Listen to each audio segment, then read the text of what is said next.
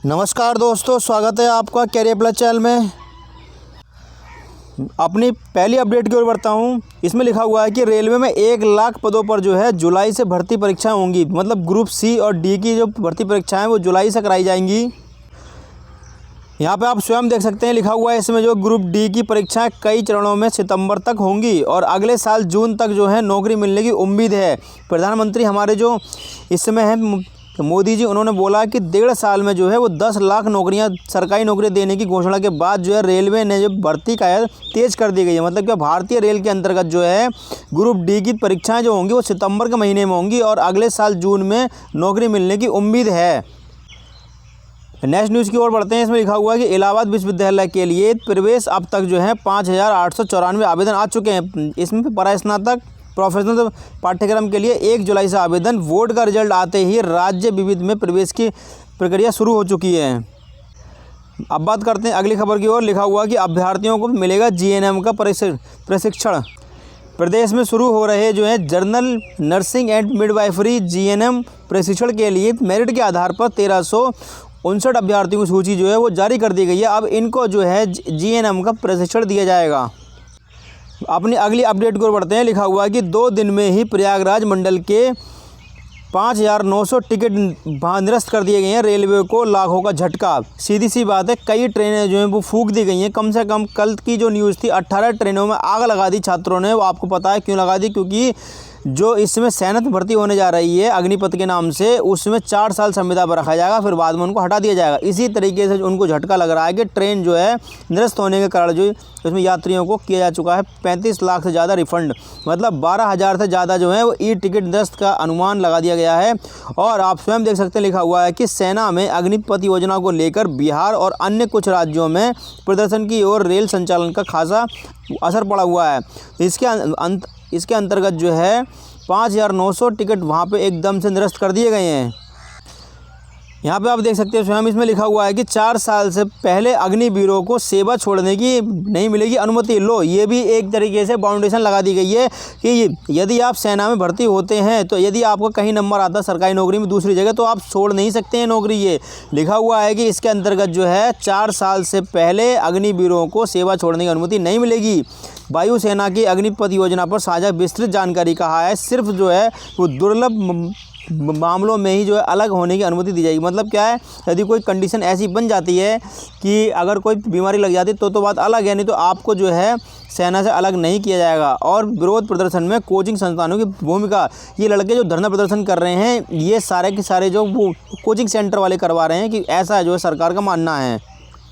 क्योंकि coaching centre में पढ़ाने वाले जितने भी शिक्षक होते हैं वो सब जानते हैं कि ये केवल सैनिकों की जो भर्ती करेंगे केवल 4 साल की संविदा पे करेंगे। लिखा हुआ है कि वायुसेना ने स्पष्ट कर दिया है कि जो है अग्निपथ योजना के तहत सैन्य बलों में जो है शामिल होने वाले अग्निवीरों को 4 साल का कार्यकाल पूरा होने के बाद जो है सेवा छोड़ने की अनुमति जो है पूरा होने से पहले जो है सेवा छोड़ने की अनुमति नहीं मिलेगी। आप देख सकते हैं यहाँ पे लिखा हुआ कॉर्नर पे जो है कि सेवा छोड़ने की अनुमति इनको नहीं मिलेगी, 4 साल तक सेवा करनी ही पड़ेगी।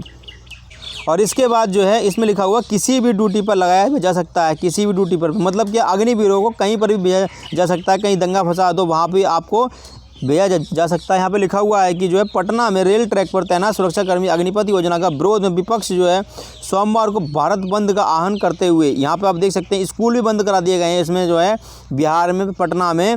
और इसके बाद उन्होंने कहा है कि एक तरीके से अग्निवीर है और इनको वेतन वगैरह बहुत केवल इनको जो है वेतन 21,000 मिलेगा। अब मैं जो हूँ आपको इसको इनकी जो सैनिकों की सैलरी बताना चाहूँगा कि सैनिक जो है अग्निवीर जो सैनिक इस समय जो काम कर रहे हैं उनका सैलरी कितनी बनती है और अग्निवीर जो अब जो नई भर्ती होने जा रहे हैं दोनों के बीच में 10 बड़े अंतर हैं। इसमें जो पहली सैलरी बनती थी पहले वाले जो रेगुलर सैनिक थे इनकी टोटल मंथली सैलरी 25,000 थी, पर अब जो है इसमें इनकी घटा दी गई सैलरी। आप स्वयं देख सकते हैं, लिखा हुआ है कि पहले टोटल सैलरी जो थी 25,000 रुपये, पर अब जो है इसमें टोटल सैलरी 30,000 बनेगी। पर इनको हैंड सैलरी, मतलब क्या है, इन हैंड सैलरी जो काट पीट के पीपीएफ वगैरह कटता है उसमें जो 21,000 रुपये इनके खाते में आएंगे। इनके जो है केवल सैलरी 21,000 ही मिलेगी और इनको जो 21,700 पहले दी जाती थी, पहले टोटल सैलरी इनकी बनती थी 25,000। अब करते हैं ट्रेनिंग की बात। इनकी पहले जो है 19 साल का समय होता था, अब केवल 4 साल की का समय है। पहले नौकरी करने का समय जो था वो 19 साल था, अब 4 साल है। ट्रेनिंग के जो है 11 महीने ट्रेनिंग चलती थी, अब केवल 6 महीने ट्रेनिंग कराई जाएगी और इनको पेंशन आजीवन मिलती थी जब तक लाइफ है। अब पेंशन नहीं मिलेगी। देख लीजिए, अब इंश्योरेंस जो है 20 लाख का था, अब मरने के बाद अब 40 लाख कर दिए गए हैं। शहीद होने पर जो है मिलने वाला पैसा जो है पहले जो है 25 से 45 लाख रुपए मिलते थे, पर अब जो है 44 लाख रुपए जो हैं बची हुई नौकरी का पैसा मिलेगा। केवल जो नौकरी मिल जाती है, बच जाती है, उसके हिसाब से उनको पैसा दे दिया जाएगा। पहले जो सैनिक थे, पहले इनको 90 दिन की छुट्टियां मिलती थी। 365 दिन में एक साल के अंतर्गत 90 दिन की छुट्टियां मिलती थी, पर अभी स्पष्ट नहीं कर दी इनकी छुट्टी। अब जो सैनिक लगेंगे इनको कोई स्पष्ट नहीं है। इनको जो आर्मी कैंटीन मिलता था आजीवन कार्ड, अब जो केवल नौकरी तक, मतलब कैंटीन का लाभ जो है केवल आप नौकरी तक उठा सकते हैं। और आर्मी स्कूल के अंतर्गत जो है बच्चों का कोटा था, पर अब स्पष्ट नहीं है।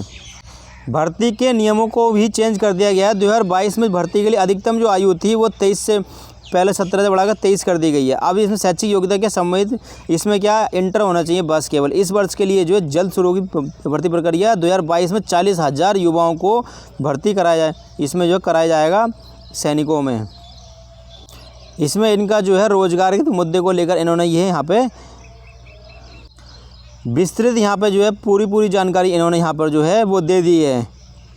आपने देखा होगा थल सेना, जल सेना और वायु सेना 3 प्रकार की जो होती है वो सेना होती है, पर भारतीय नौसेना में रेटिंग मर्चेंट नेवी के सर्टिफिकेट इसमें करने के लिए जो है NIOS से 12वीं पास का जो है केवल प्रमाण पत्र होना चाहिए, 12वीं का इंटर का, और 12वीं पास के लिए डिग्री प्रोग्राम में इसकी प्रक्रिया काम जारी हो जाएगा।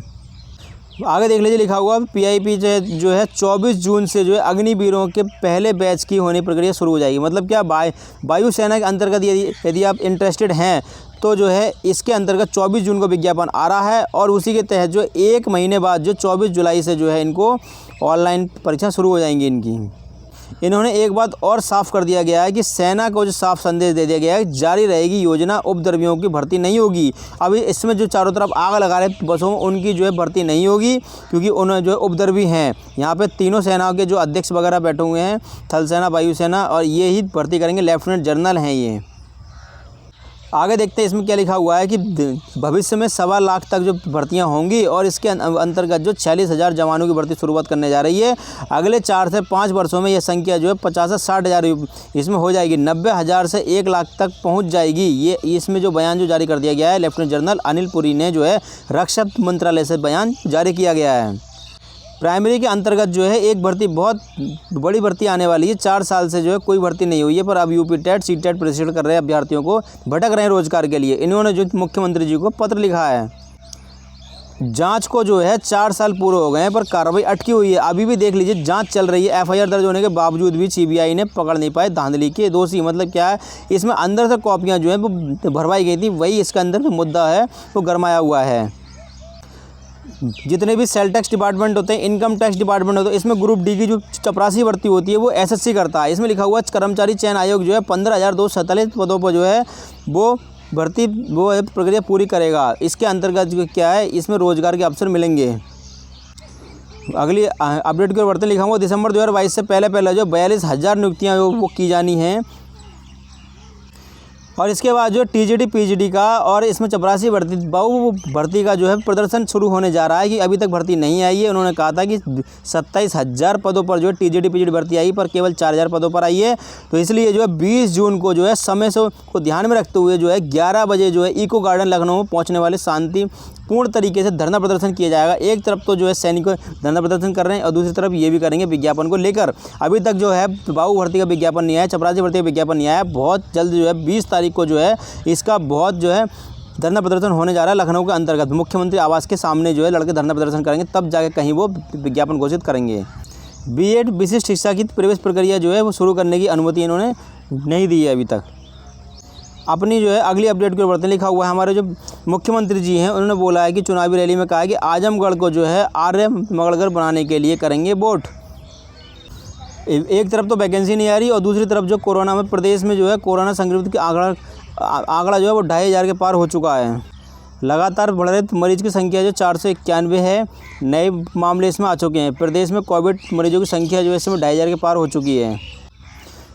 अशासकीय माध्यमिक स्कूलों के जो है वो शिक्षण उत्तर कर्मचारियों को जुटाया जा रहा है ब्यौरा। अभी तक कितने जो हैं कर्मचारी को अभी अपॉइंटमेंट करने हैं, कितने पद खाली हैं, उसका ब्यौरा जुटाया जा रहा है। यदि आप मेरे चैनल पर अगर नए हैं तो प्लीज़ चैनल सब्सक्राइब कर लीजिए, जिससे कोई इन्फॉर्मेशन, कोई भर्ती आपके हाथ से निकल ना जाए, कोई सूचना आपके हाथ से छूट ना जाए। और इस वीडियो को जो है शेयर कर दीजिए और इस वीडियो को लाइक कर दीजिए। Please subscribe my YouTube channel career plus. Thank you very much.